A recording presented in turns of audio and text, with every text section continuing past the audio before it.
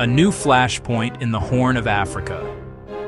A new and serious allegation has cast a shadow over the Horn of Africa, a region already fraught with instability. Ethiopia has publicly stated that its neighbor, Eritrea, is making preparations for war. This claim, issued on October 13, 2025, has sent ripples of alarm across the international community, elevating tensions in a critical geopolitical theater.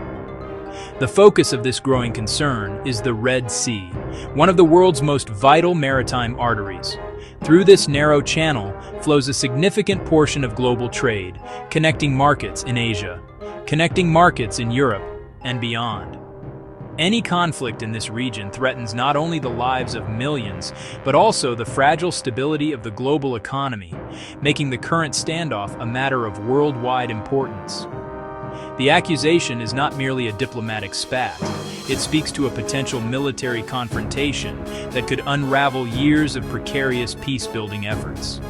The government of Ethiopia asserts that it has gathered intelligence pointing to significant Eritrean military mobilization. This includes the movement of troops and the positioning of heavy weaponry near their shared and often disputed border. While Eritrea has yet to issue a formal, detailed rebuttal to these specific claims, its historical posture has been one of assertive self-defense, where fear and speculation can easily supplant fact, pushing both nations closer to a precipice they have stood on before. This developing crisis does not exist in isolation. It is unfolding against a backdrop of complex and interlocking regional conflicts that have already destabilized the Horn of Africa. The brutal civil war in Sudan has created a massive refugee crisis and drawn in various regional powers. In Yemen, just across the Bab el-Mandeb Strait, a protracted conflict continues to simmer, with non-state actors directly threatening commercial shipping. These existing flashpoints create a tinderbox environment where a single spark between Ethiopia and Eritrea could ignite a much larger, more devastating regional conflagration. The stakes are therefore incredibly high, demanding careful and immediate attention from global leaders. The international community is watching with bated breath, fully aware of the potential consequences. A conflict here would not be contained. It would disrupt supply chains, endanger civilian populations, and could draw in a host of external actors with vested interests in the region, from Gulf states to Western naval powers. The immediate challenge is to sift through the rhetoric, verify the claims on the ground, and open channels for dialogue before the momentum toward conflict becomes irreversible. The world is being asked to calm a gathering storm, one whose impact would be felt far beyond the shores of the Red Sea. A legacy of conflict and fragile peace. To understand the gravity of the current tensions, one must look back at the deep-seated history between Ethiopia and Eritrea.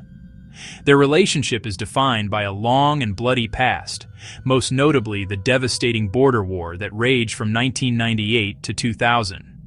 That conflict claimed the lives of an estimated 100,000 people and left a legacy of profound bitterness and mistrust. For nearly 2 decades following the war's end, the two nations were locked in a Cold War with no diplomatic ties. Closed borders, a heavily militarized frontier. This prolonged period of enmity created deep scars on both sides, entrenching a narrative of rivalry that has proven difficult to overcome and continues to echo in today's disputes. A breakthrough appeared in 2018, when Ethiopia's newly appointed Prime Minister, Abiy Ahmed, initiated a stunning diplomatic rapprochement. He accepted the terms of a 2002 boundary commission, ruling that Ethiopia had previously rejected, paving the way for a historic peace agreement with Eritrean President Isaias Afwerki. Borders reopened, flights resumed, families separated for decades were reunited. For this effort, Prime Minister Abiy was awarded the Nobel Peace Prize in 2019.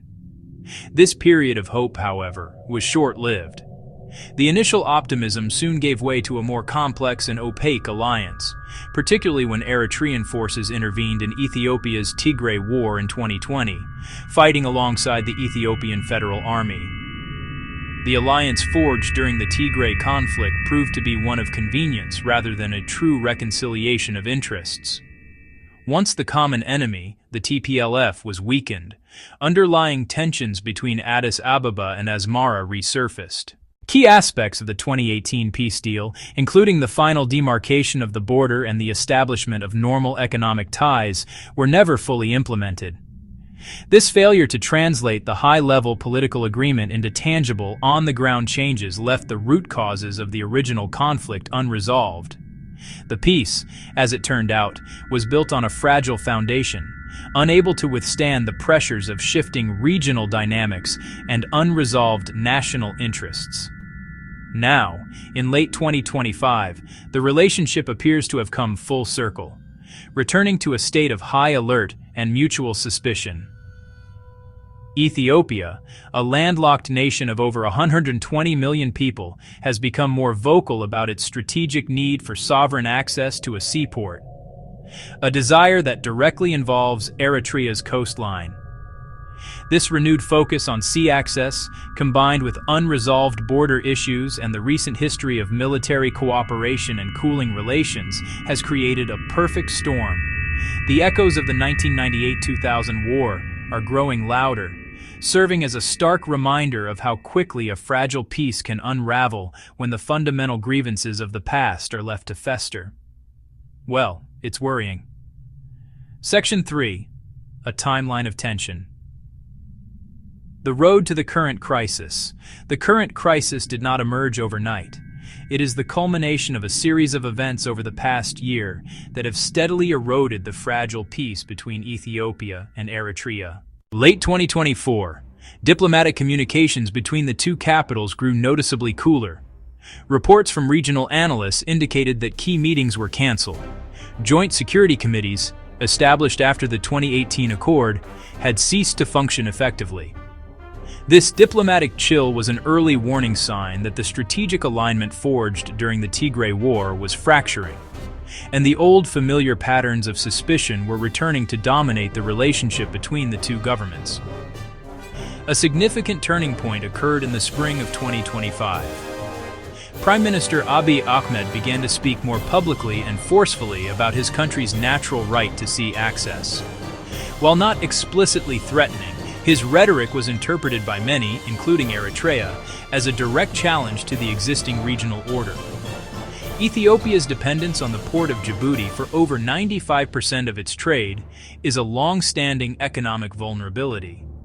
Abiy's statements suggested a new urgency and a potential willingness to use means other than purely economic negotiations to secure a sovereign port, raising alarm bells in Asmara and other coastal capitals. This shift in rhetoric marked a departure from the cooperative tone of 2018 and signaled a new, more assertive Ethiopian foreign policy. Throughout the summer of 2025, unverified reports from border areas began to filter out, speaking of minor skirmishes and military reinforcements on both sides. Local communities near the still undemarcated border, particularly in the contested Badme region, reported an increased presence of soldiers. These movements were small-scale and officially denied by both governments, but they contributed to a growing atmosphere of fear and uncertainty. Humanitarian organizations working in the region also noted increased difficulties in accessing border zones, suggesting that security was being tightened. These subtle but persistent signs pointed to a quiet military buildup, setting the stage for a more open confrontation. The situation escalated dramatically in early October 2025, leading directly to the current flashpoint. On October 8th, Ethiopia's Ministry of Foreign Affairs issued a preliminary statement expressing grave concern over unwarranted military activities across its northern border. This was followed by the more direct and alarming claim on October 13th, in which the Ethiopian government stated it had credible intelligence of Eritrean preparations for a large-scale offensive. This accusation, the most serious in years, brought the long-simmering tensions into the international spotlight. It moved the conflict from the realm of rhetoric and minor maneuvers to a formal public declaration of a potential imminent war, forcing the world to pay immediate attention. The players on the board: a web of regional and global interests. The escalating tension between Ethiopia and Eritrea is not a simple bilateral dispute. It is a complex drama with a wide cast of actors, each with their own strategic interests. At the center are the two main protagonists. Ethiopia, the second most populous country in Africa, is a landlocked giant desperate for sovereign sea access to fuel its economic ambitions and project regional power. Its government, led by Prime Minister Abiy Ahmed, is navigating internal political challenges while pursuing an assertive foreign policy. Eritrea, a smaller nation with a formidable and highly disciplined military. Led by the enigmatic president Isaias Afwerki for decades, Eritrea jealously guards its sovereignty and its strategic Red Sea coastline, viewing Ethiopia's ambitions with deep suspicion. Surrounding these two are critical neighboring countries whose stability is directly tied to the outcome. Djibouti, though small, plays an outsized role as the host of military bases for several world powers, including the United States, China, and France.